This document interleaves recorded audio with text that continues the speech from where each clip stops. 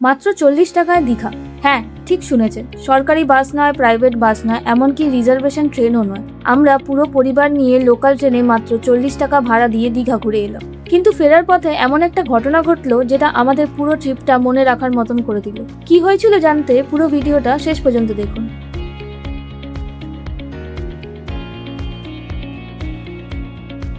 অনেকদিন ধরেই পুরো পরিবার মিলে দীঘা যাওয়ার প্ল্যান হচ্ছিল। অবশেষে ঠিক হলো 7ই জুলাই রবিবার সবাই মিলে রওনা দেব। কিন্তু প্রাইভেট বাসের ভাড়া অনেক বেশি আর সরকারি বাসে সিট নেই, আর রিজার্ভেশন ট্রেনের কথা তো ছেড়েই দিই। তাই আমরা সবাই মিলে ঠিক করলাম লোকাল ট্রেনে যাব। রবিবার সকাল 6টায় আমরা বাড়ি থেকে বেরিয়ে টোটো করে পৌঁছে গেলাম সাঁতরাগাছি স্টেশন। আমাদের ট্রেন ছিল 6টা 40-এ সাঁতরাগাছি মেচুদা লোকাল। অনেকেই হয়তো জানেন না, এই ট্রেন মেচুদায় গিয়ে নাম বদলে মেচুদা দীঘা হয়ে সরাসরি দীঘা চলে যায়, তাই আলাদা ট্রেন বদলের কোনো ঝামেলাই নেই। সকাল 6টা 20-এর মধ্যে আমরা স্টেশনে পৌঁছে গেলাম। টিকিট আমরা রেল ওয়ান অ্যাপ থেকে আগেই কেটে নিয়েছিলাম। ভাড়া পড়েছিল 40 টাকা পার পার্সন। যেহেতু রবিবার ছিল তাই ট্রেনে খুব একটা ভিড় ছিল না, যদিও ট্রেনটা প্রায় 30 মিনিট লেট করে সকাল 7টা 10-এ ছাড়ে। সৌভাগ্যবশত সবাই আরাম করেই বসার জায়গা পেয়ে গেলাম। সকাল 8টা 20-তে মেচেদা পৌঁছে 10 মিনিট দাঁড়িয়ে ট্রেনটা আবার দীঘার উদ্দেশ্যে রওনা দিল। এই রুটে বেশিরভাগ সিঙ্গেল লাইন, তাই উল্টো দিক থেকে ট্রেন এলে অপেক্ষা করতেই হয়, তাই একটু দেরি হওয়া স্বাভাবিক।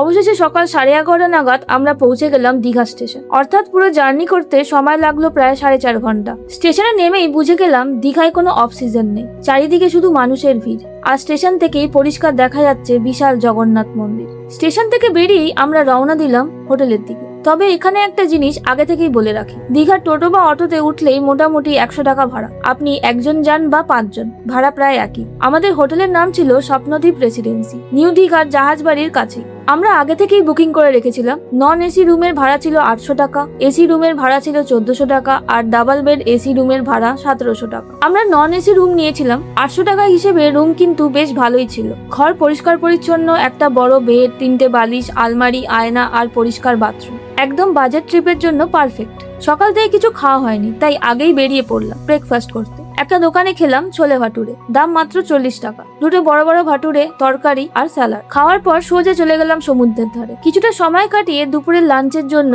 দোকান খুঁজতে লাগলাম। রবিবার হওয়ায় সব দোকানেই প্রচুর ভিড়। আমরাও অর্ডার করে নিলাম। কেউ পমপ্লেট খাচ্ছে, কেউ কাঁকড়া, কেউ ইলিশ, কেউ আবার মটন। ইলিশ আর পমপ্লেট মিল 350 টাকা, কাঁকড়ার মিল 450, আর মটন খেলেও 350। খাবারের দাম অনুযায়ী আমার খাবারের কোয়ালিটি অতটা ভালো লাগেনি।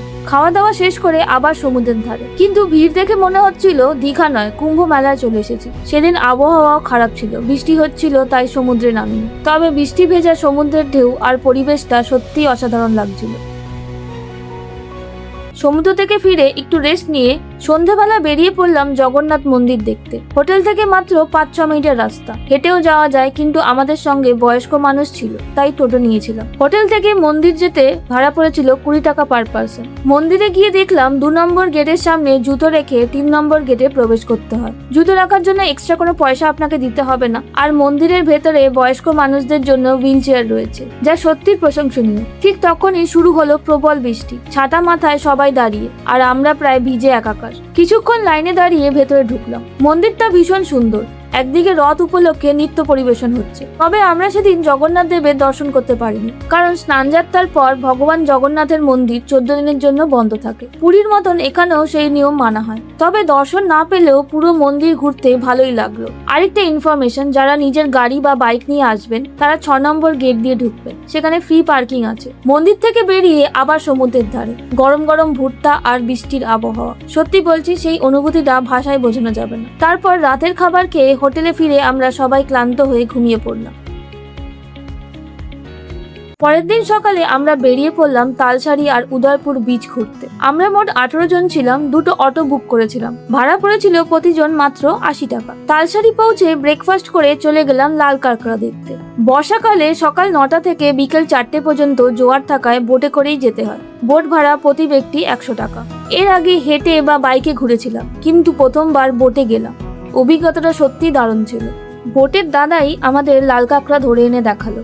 আমরা লাল কাঁকড়া নিয়ে অনেকগুলো ছবি তুললাম, অনেকটা সময় কাটালাম। এরপর ফিরে এসে অটো করে চলে গেলাম উদয়পুর বিচে। উদয়পুর এসেই দেখলাম ভিড় ভালোই আছে।